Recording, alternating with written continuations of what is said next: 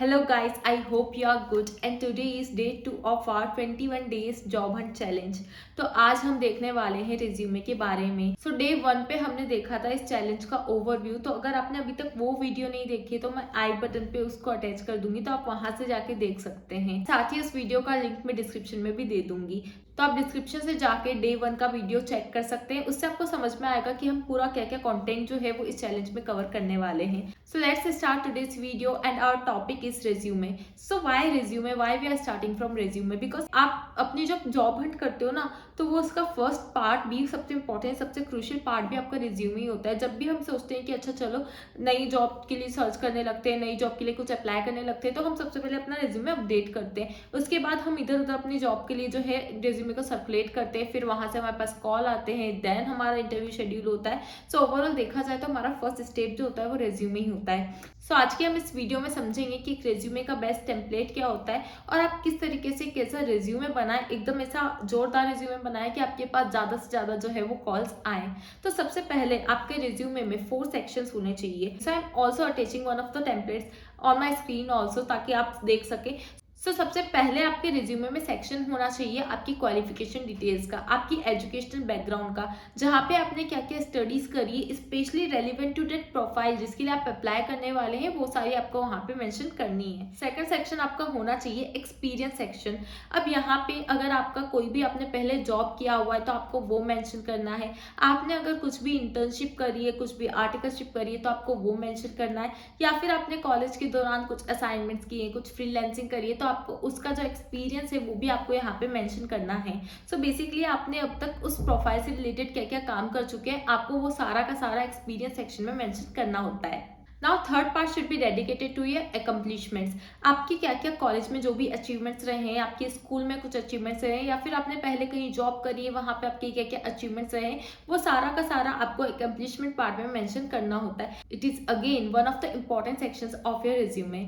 Now fourth and last part should be your skill part. Skill part में क्या होता है, या तो उस प्रोफाइल से रिलेटेड जो भी आपकी स्किल सेट है आपको वो मेंशन करना होता है, साथ ही आपको जो भी सॉफ्ट स्किल्स होती है वो भी मेंशन करना होता है। अब यहाँ पे ये स्किल्स पार्ट इंपॉर्टेंट क्यों होता है? तो इसलिए इंपॉर्टेंट होता है क्योंकि आप पहले देख सकते हैं सबसे पहले जॉब डिस्क्रिप्शन में कि क्या क्या उस रोल के लिए इंपॉर्टेंट स्किल्स आप में होनी चाहिए, कि वो अपने जॉब डिस्क्रिप्शन में काफी सारी स्किल्स मेंशन करते हैं, वहां से आप कीवर्ड्स ले सकते हो और उस कीवर्ड्स को आप अपने स्किल सेक्शन में मेंशन कर सकते हो। उससे होता ये है कि आपके रिज्यूमे के शॉर्टलिस्ट होने के चांसेस काफी ज्यादा बढ़ जाते हैं।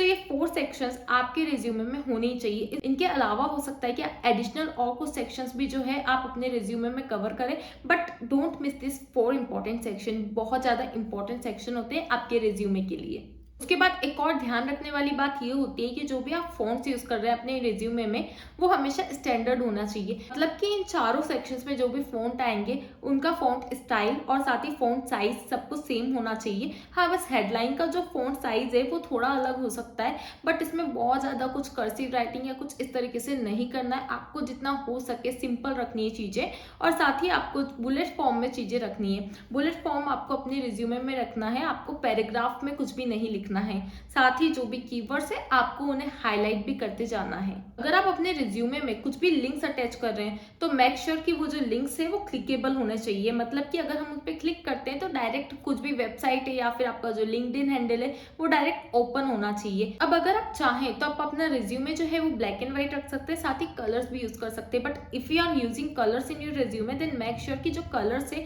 वो बहुत ज्यादा ब्राइट नहीं होना चाहिए। डोंट यूज सच कलर्स जो कि एकदम भड़कीले, बहुत ज्यादा एकदम ब्राइट हो। अगर आप कलर्स यूज कर रहे हैं तो there should be some decent colours जो कि आपके रिज्यूमे को एक प्रोफेशनल फील दे। अब बात करते हैं एक और इंपॉर्टेंट पॉइंट की, वो होता है लेंथ ऑफ द रिज्यूमे।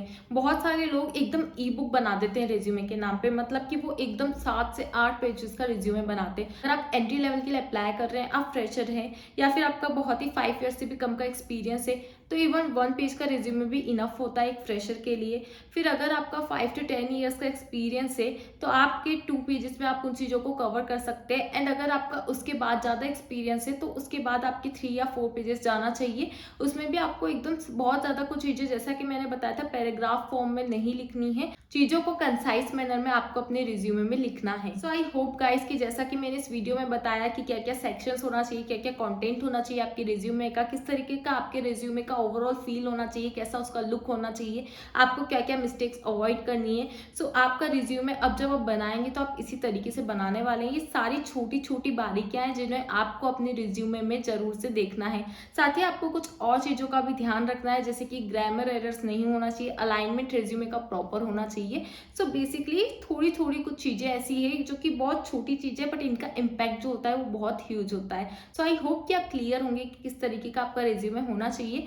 मैंने कोशिश करी कि आपको कम टाइम में बहुत सारे इंसाइट्स दूँ रिज्यूमे के बारे में। सो आई होप कि आपको ये वीडियो हेल्पफुल लगी होगी, और अगर कुछ भी डाउट है तो आप कमेंट सेक्शन में पूछ सकते हैं। डे 3 में भी हम रिज्यूमे के बारे में ही और डिटेल में बात करने वाले हैं। हम समझेंगे कुछ मिथ्स वर्सेस रियलिटी एटीएस के बारे में। So see you soon in my next video. Bye bye.